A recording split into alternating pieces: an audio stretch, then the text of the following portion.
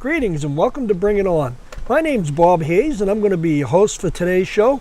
And we are filming today's episode in Hanson at beautiful Camp Kiwanee. It doesn't get any better than this. The weather is absolutely fabulous. We are in one of the most beautiful places in the town of Hanson. It's so spacious and gorgeous. The water's behind us. The Cove is to my right. 14 is to my left, and it doesn't get any better than this. And on top of that, I'm very lucky to have a guest today, Michael Ganshirt. He is the president of Whitman Hanson Dollars for Scholars. Mike, how are you? Thank you, Bob. Thank you for having me. Good to see you. It's great to be here. It is very picturesque today. Isn't it unbelievable that this jewel is living here in Hanson, and a lot of people don't even see it and know it? Yeah. It's gorgeous. You should think about running a fundraiser here. But while we're on the subject of Dollars for Scholars, Mike, our objective today is to give the people of Whitman and Hanson some sort of idea what Dollars for Scholars do. Yeah. For the people that are coming up, you know, they have kids coming through the school system, they have younger kids, to people that have passed through the school system. So can you give us a brief synopsis about the history of Dollars for Scholars? Sure. Dollars for Scholars is a volunteer group of parents and students. We meet throughout the year, usually once a month, first Wednesday of the month at the high school. And we plan fundraising events, activities, so that we can help raise money so that students who are going on to college will have access to college. As far as scholarships go, we gave out 112 scholarships last year, worth $122,000. So it's an awful lot of work. We have to start early, and so usually we try to spread activities out, so it's usually one a month. The organization itself has been around forever. It's been in existence since 1962. Back then it was called the Citizen Scholarship Foundation. It was a brainchild that was of Dr. Irving Fratkin. He was a gentleman from Fall River who ran for the school committee, and one of his ideas was if every resident in Fall River could give $1, then they would have a fund where they could help students go on to college. In 1962, at a Whitman Hanson School Committee meeting, the idea was floated, and we had a lot of parents, a lot of residents, a lot of business owners, school personnel who decided that this would be a great idea for Whitman and Hanson. And so far, that's what we've been doing. So this is our 55th year. We're entering our 56th year of Dollars for Scholars. And each year, we help a few more students, raise a few more dollars. It's a drop in the bucket to what the cost of college education is, but every little bit that you can get can help. Mike, I know it's a monumental task to do this, but let's start right at the beginning.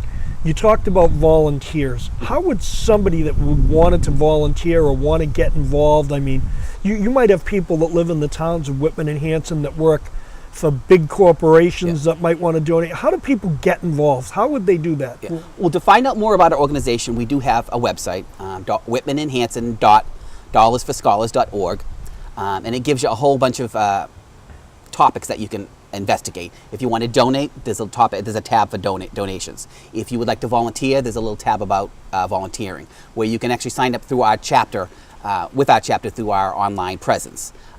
Additionally, as I said, we meet every Wednesday, the first Wednesday of the month, at the library conference room at the Whitman Hanson Regional High School. The meetings are open to the public. They start at 7 o'clock. I try not to keep the meetings too long, because I know that can be challenging on a school night.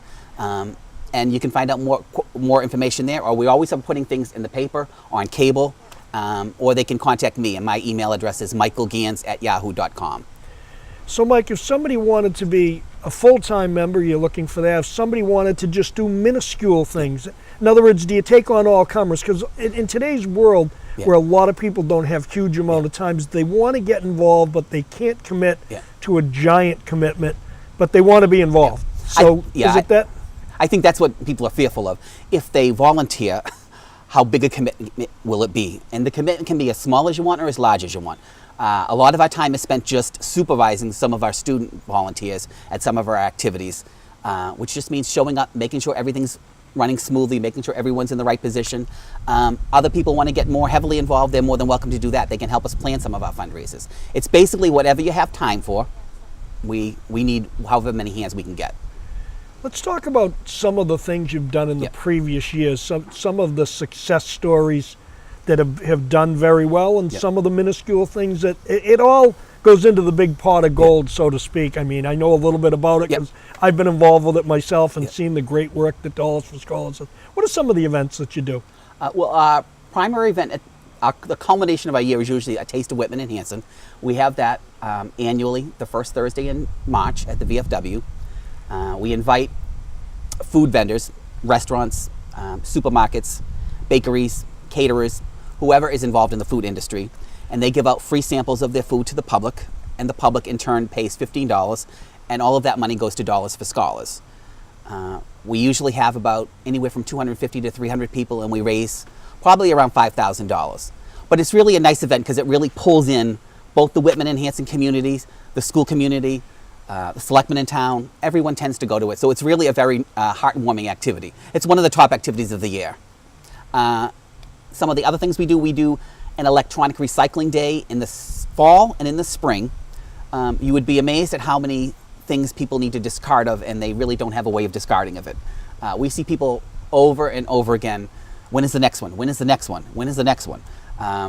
This is an opportunity for them to get rid of TVs, computers, air conditioners, refrigerators, anything that's electronic that they can't normally dispose of through the regular trash method. They come to Miquon School, we have a truck there, gentleman takes it away from them, and they pay us a fee, and the money that we raise, again, gets turned over for scholarships.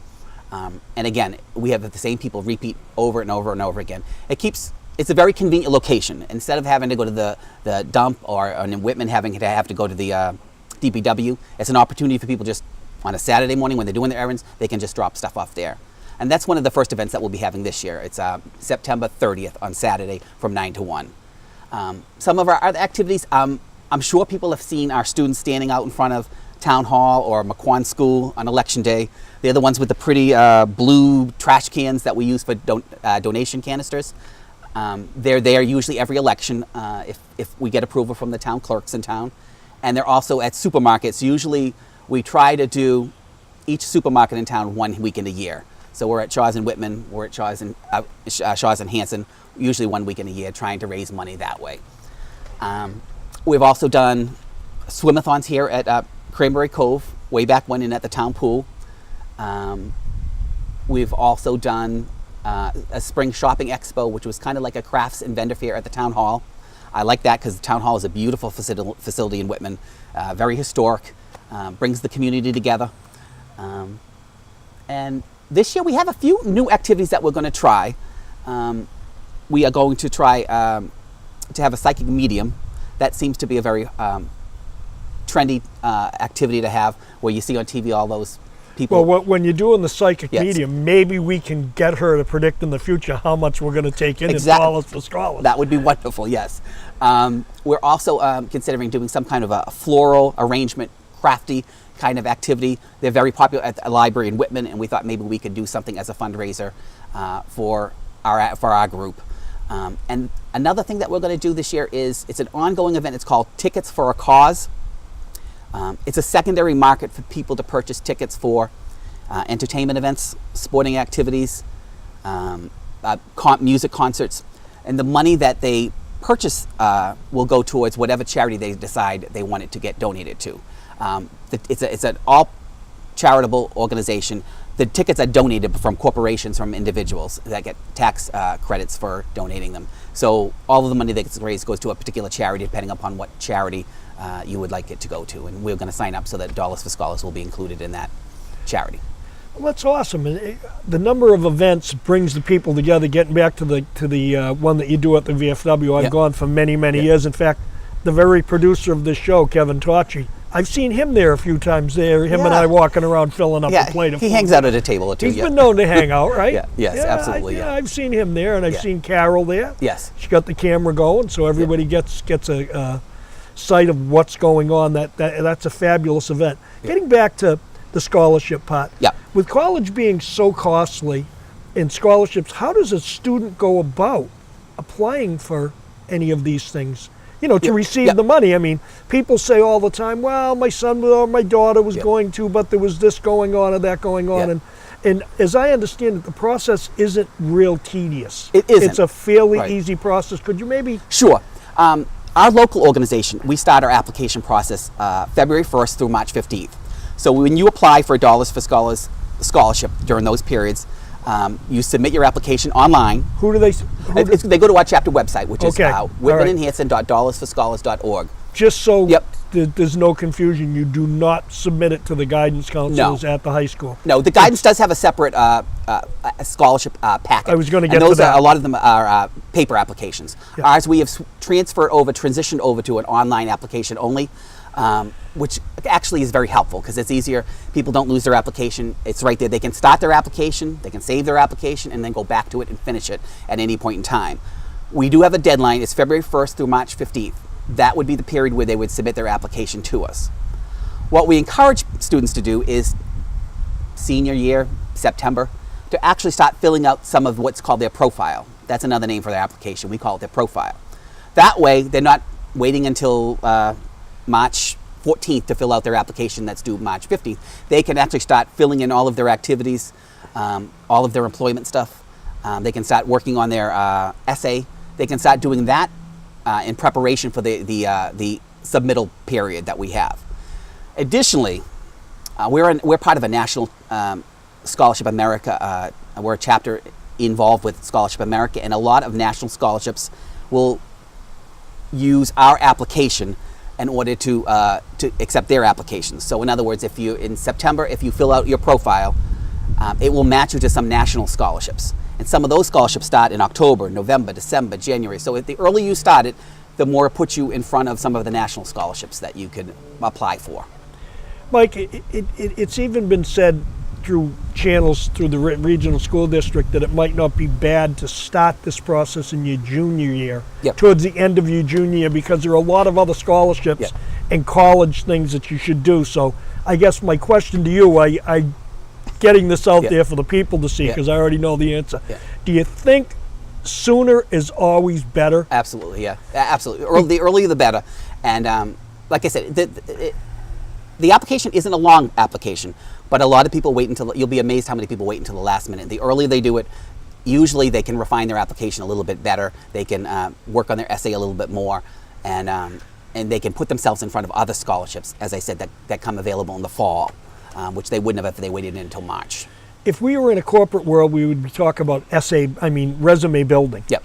Okay. Exactly. It'd be a resume building situation. So if a junior in high school starts early enough on his application building, not only that, but it helps when they apply to colleges if they see what they're doing as a well-rounded student, and it might help them. So the recommendation could be at the end of the junior year, Yep. just so if they have to tweak it. Yeah. We tell people they can even start as early as their freshman year if they want, but they're probably just getting a flavor of what the application looks like at that point. Our application the components are your grade point average, your SAT or ACT score, your employment, your activities, and then an essay. And your essay is primarily your goals and aspirations. What do you hope to get out of your 4 years in college, and why are you picking that major? And then there's a final essay that we also offer. It's a special circumstances. It's an optional essay. Is there anything that has happened in your life that may have negatively affected your performance in school? So that if people have a life-altering event, we'll know about it, and we can at least give them some extra points for what happened in their life. We have a committee that meets. The applications are due March 15th. We have a committee that meets April 1st. It's an anonymous committee. There's 6 people and a chairperson. They review you, and when they review you, your name, Bob Hayes, isn't on it. You've got a number 11111, and that's what they use to review people so that no one is unfairly biased based upon whose application they're looking at. They'll review and score all of those applications and all of those components, and then at the very end, the highest person with the highest points tends to get the highest scholarships, and we work our way down. The lowest scholarship that we give out is now $500, and the highest one is whatever kind of money we have left, but it's usually in the $3,000 to $4,000 range. How does the school part of the scholarship fit in on scholarship night? Yep. You know, as we say, like, you'll get up and the vice chair will get up and you'll take turns handing out scholarships, and then they say, we're moving on to the school part of Right. it, and Mr. Fleck will announce. And like I give out Yeah. tons of scholarships that come in from footballs and cheerleading and several. I mean, the businesses in Whitman and Hanson and surrounding towns have just been gone over and beyond. It's a in spectacular support. night. Yeah. Oh, that night is just one of the most fun things I do is being on the school committee. It's just intense. It's fun. You see these kids that have just done fabulous. Yeah. There's a little bit of sadness to it because we're seeing the kids go away, but there's another group There's a new coming crop. up every year. There's a new crop. So it's an awesome thing. Yeah. But all of this money that we're talking about, like last year, do you know what the grand total was that was given It was out? about $220,000. And there are two components to the awards night. There's the Dollars for Scholars side, and there's the school and community side. The school and community side, we mentioned through guidance, you get a separate application for each organization. And it's usually clubs and organizations or business in the towns of Whitman and Hanson that want to have a part in choosing their own scholarships. So if you'd like to be involved in reading essays and doing that stuff, a lot of businesses and community organizations will do their own scholarships. If you'd like to just sponsor a scholarship and you'd like our awards committee to select your scholarship recipient, then that would be more of a Dollars for Scholars award. So there are two different sides. And a lot of people, I should mention, think that you have to be a student volunteer with Dollars for Scholars to be eligible for the Dollars for Scholars award, and you don't. You just have to live in Whitman and Hanson. You have to have a 2.5 grade point average, and you have to be attending an accredited college. So anybody can actually apply for Dollars for Scholars award. Doesn't have to be a private school student. Can be a private school, VOTEC student. Anybody that lives in the two towns that has a 2.5 grade point average. Just a little bit, because we're here. When they apply for the community and school scholarships, do they go to guidance? They do go to guidance. That's where they would get those. Do you know what their cutoff dates are by any chance? Are they very similar to Dollars for Scholars? They are different from us. Ours is March 15th, and we try to keep it March 15th every year. I believe it's the beginning of April for the high school, the school and community ones. Yes. But I think it fluctuates based upon the first Friday in April or something like that. So their dates change slightly based upon the calendar. But it's usually the beginning of April. They do have a few more.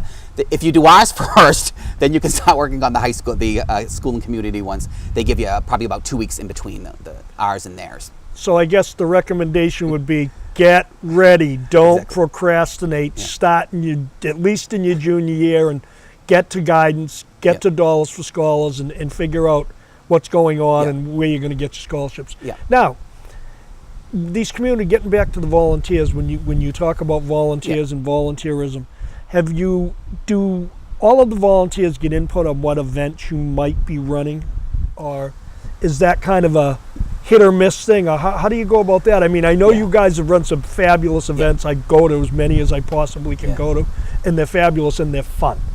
That's the thing about your events. They're not tedious. They're fun. And we have a lot of students there, which which makes it a that little, interaction is it is it all goes hand in hand. I mean, so we plan every month. We plan our activities at our Dollars for Scholars monthly meetings, and we usually have about our adult group is probably about 30 strong. We usually have about 15 or 20 that help plan the activity. But I do send out email blasts right after that, letting people know what activity is coming up. I send it to students and I send it to parents. So if the parent has let me know that they're interested in either volunteering or having a student volunteer, they're going to get probably a couple emails from me just letting them know that this is what we're looking for, and if they want to help, if they can help in any way, please just let me know, and we'll include them in however we can.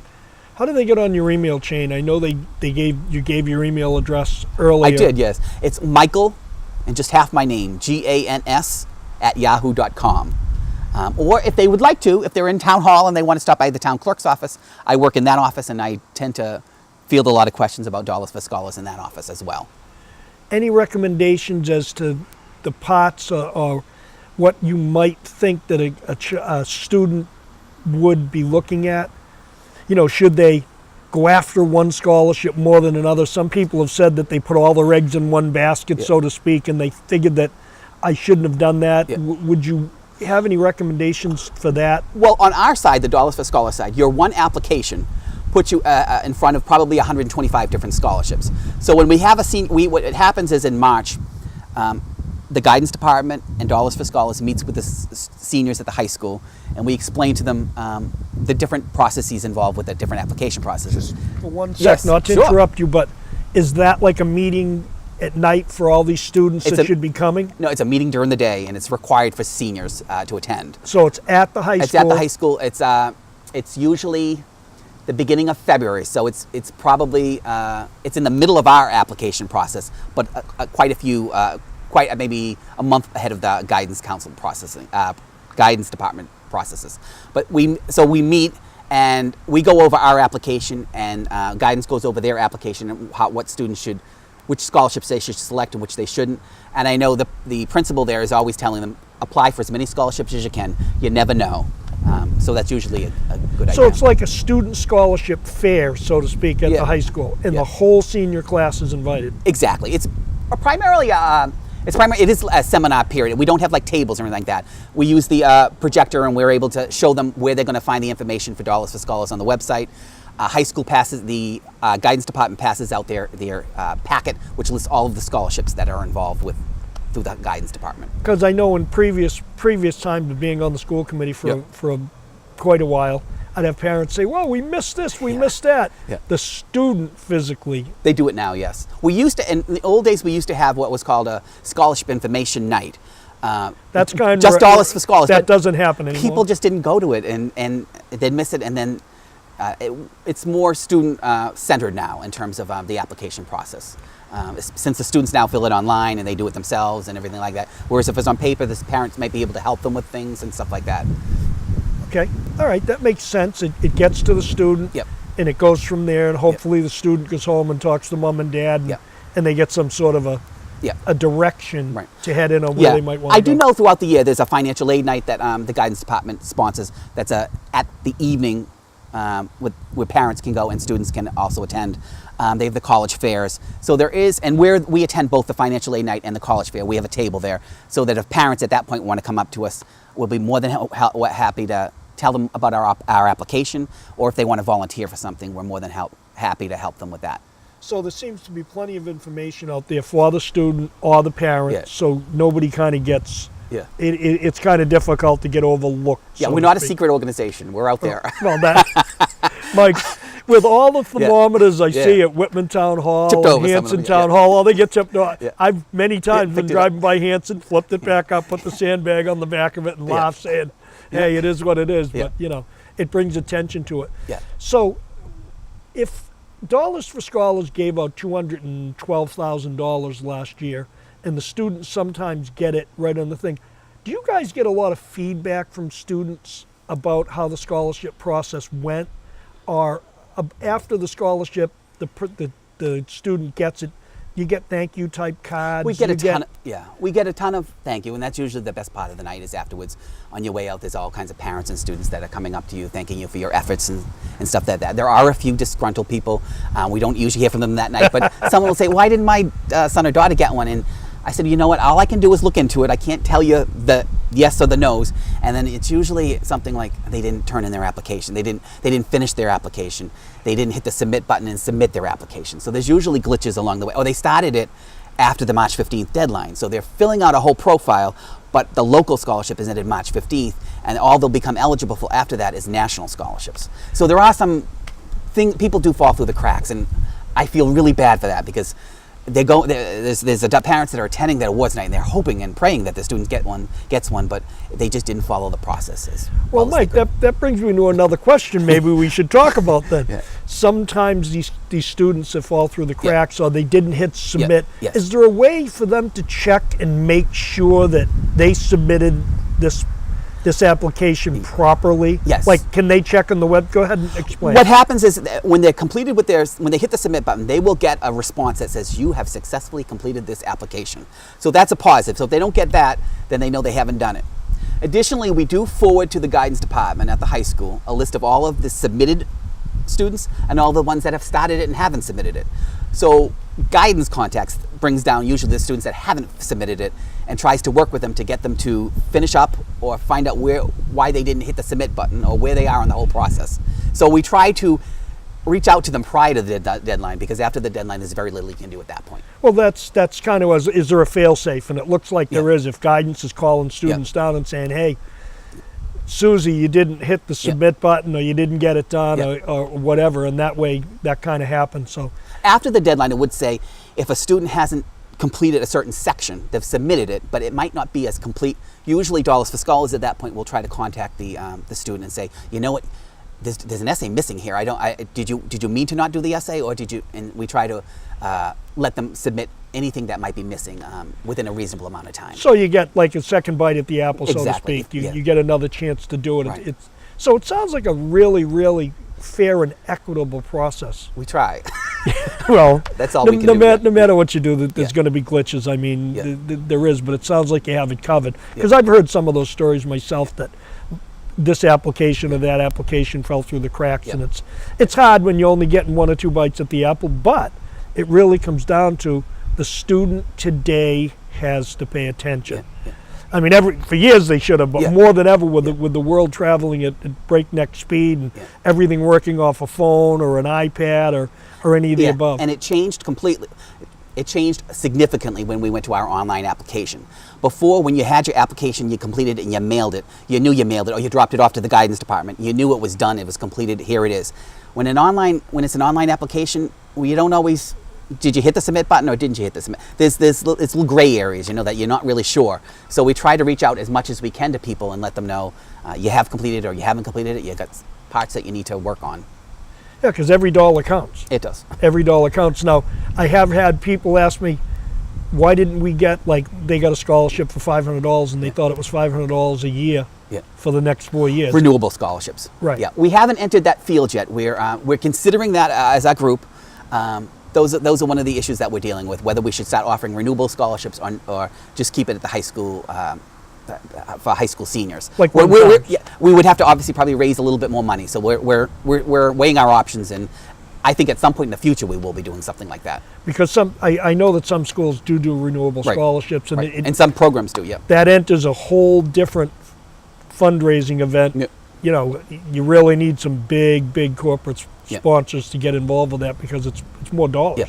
But it's understandable because a lot of the high school seniors, they get scholarships their first year, and then sophomore year there aren't scholarships available for them. So we realize there's a need there, and we're going to try to see what we can do to assist them with that. So, just to cap up, because Sure. believe it or not, we're getting close here. What? We're getting close. It seems like we've been here for 2 minutes, but Yeah. we've almost been here for 30 Yeah. minutes. Apply during what dates again? February 1st through March 15th, that's our open application period for Whitman and Hanson Dollars for Scholars scholarships. Online, It's online, absolutely, yep. and it's online under Whitman Hanson Dollars for Scholars. It's Whitman and Hanson, dollarsforscholars.org. There's a little tab that says students. You'll click on that and it'll give you instructions on how to complete, or how to start their profile and how to complete the profile. And if they're really go-getters, get it done in their junior Start year. as early as possible, yes. Early is better. Yeah, and if I could mention one thing, if they do volunteer for Dollars for Scholars, they get points. There's a little extra section. We add extra points if they've committed hours to our organization. It helps them with their scholarship points, and it might bump them up and give them an added advantage in terms of getting a scholarship. Mike, thank you so much. Thank you. It was a pleasure. Ladies and gentlemen, we hope that this has been an informative show and you've really gotten something out of this, because student-centered scholarships are very important in today's expensive world of college. To get all the money that you possibly can. If you have questions, you can get a hold of Michael Ganshirt at Michael Gans at yahoo.com. Okay? And if you have questions and that doesn't work, call the guidance council. Guidance counselors at Whitman Hanson Regional High School District, or you can get a hold of me, Bob Hayes. My cell number is 617-538-0189. My email address is bobhayes4433@gmail.com.